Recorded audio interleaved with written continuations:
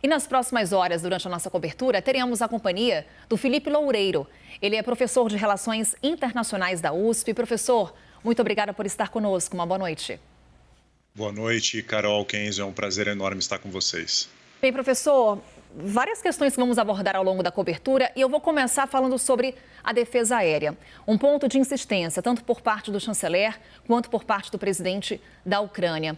Em que medida, professor, o fechamento do espaço aéreo da Ucrânia representa uma escalada da guerra?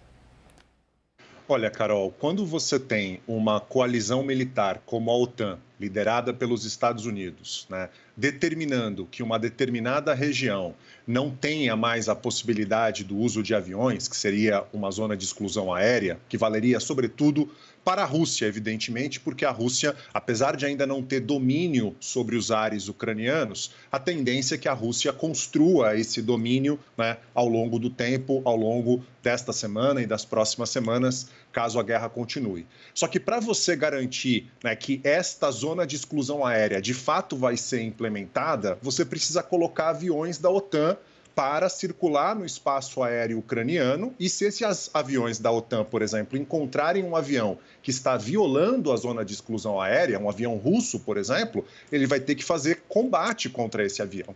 Então, você tem uma possibilidade muito clara de aviões da OTAN, ou seja, aviões dos Estados Unidos, aviões da Alemanha, da França, dos países que constituem a aliança militar ocidental, entrarem em contato direto com os russos. E eu diria que não apenas combate aéreo, Carol, porque para garantir a segurança dos aviões da OTAN no espaço aéreo ucraniano, os aviões da OTAN também vão ter que atacar as próprias estruturas de defesa antiaérea que a Rússia tem. Então, não é apenas a possibilidade de combate no ar, mas também a possibilidade e a necessidade, digamos, até para garantir a segurança dos aviões da OTAN, de ataque contra as estruturas antiaéreas da Rússia que estão no chão. Então, o perigo disso escalar para uma guerra generalizada entre Rússia e os países da OTAN liderado pelos Estados Unidos é muito significativo. Professor Felipe, Kenzo agora falando daqui de Brasília. Professor, eu gostaria que o senhor pontuasse um pouco mais para a gente, ainda falando sobre essa possível escalada, A gente está vendo, então, que essa zona de exclusão aérea, de acordo com a sua explicação, inclusive, outros especialistas também falaram isso para a gente ao longo dessa cobertura, de que pode, de fato, aumentar essa escalada da crise entre Rússia e Ucrânia, porque qualquer avião pode ser abatido. E eu gostaria de saber o seguinte: até onde a OTAN, até onde o Ocidente, de uma forma geral, pode contribuir para ajudar a Ucrânia sem escalar essa crise? Essa é uma pergunta muito difícil, Kenzo, porque isso também vai depender das respostas russas. Hoje, por exemplo, está tendo uma discussão sobre a possibilidade da Polônia transferir jatos da época soviética, inclusive da época que a Polônia fazia parte do Pacto de Varsóvia, que era a aliança militar da União Soviética na Europa Oriental, da Polônia transferir seus jatos para a Ucrânia, já que a OTAN deixou de lado a possibilidade de fazer uma zona de exclusão aérea. E os Estados Unidos, por sua vez, compensariam a Polônia com jatos norte-americanos, já que a Polônia passaria esses jatos para a Ucrânia. Só que hoje, um porta-voz do ministro da Defesa da Rússia fez uma afirmação muito séria, dizendo que qualquer uso de bases aéreas de terceiros países por pilotos ucranianos e por aviões ucranianos vai ser entendido pela Rússia possivelmente como esses países participando da guerra. Então, quando o Ministério da Defesa russo diz isso, a gente fica numa situação muito delicada, porque o que significaria a Ucrânia usar bases aéreas, por exemplo, de um terceiro país? Como é que esses aviões vão chegar na Ucrânia se de fato eles forem doados pela Polônia? Pilotos ucranianos vão até a Polônia para pegar esses aviões? Pilotos poloneses vão trazer esses aviões para algum lugar dentro da Ucrânia que seja seguro?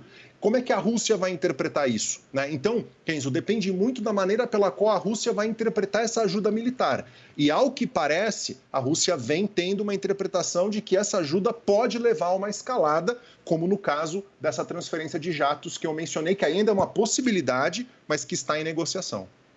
Professor, há pouco falávamos que as potências ocidentais, nesse momento, atribuem a resistência ucraniana justamente ao retardo do avanço das tropas russas em território ucraniano. Temos aqui informação da CNN Internacional de que a Rússia já disparou desde o início da guerra 600 mísseis, informação passada por um alto funcionário da defesa dos Estados Unidos. Professor, é possível dizer até onde vai a resistência ucraniana?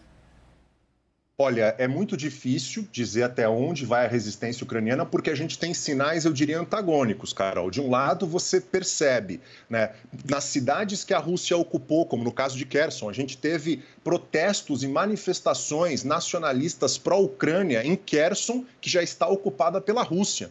O que mostra, né, que há uma unidade dentro da sociedade ucraniana. E um detalhe, Carol, Kherson fica no sul, né, que é uma área que supostamente você tem ali uma maioria, né, de falantes russos, o que não significa maioria étnica russa, muito diferente da região mais ocidental da Ucrânia.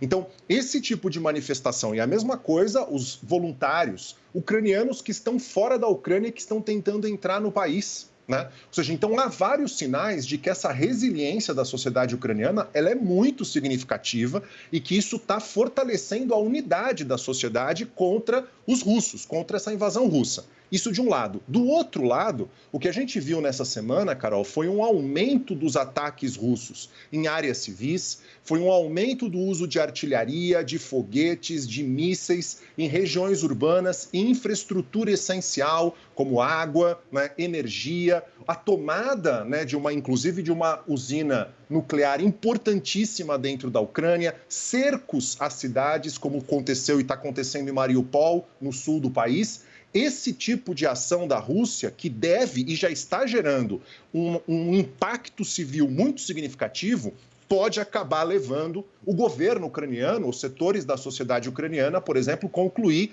que uma resistência traria sangue demais para ser aceita, continuar da forma como está e que não é mais possível deixar os civis sofrendo da forma como estão. Então, há esses sinais contraditórios de uma resistência que parece muito forte, mas de uma Rússia também que vai escalando os seus ataques e colocando civis cada vez mais em perigo, o que pode fazer com que o governo ucraniano recue e a sociedade ucraniana entenda que a resistência tem que parar. Professor Felipe Loureiro segue conosco nessa cobertura.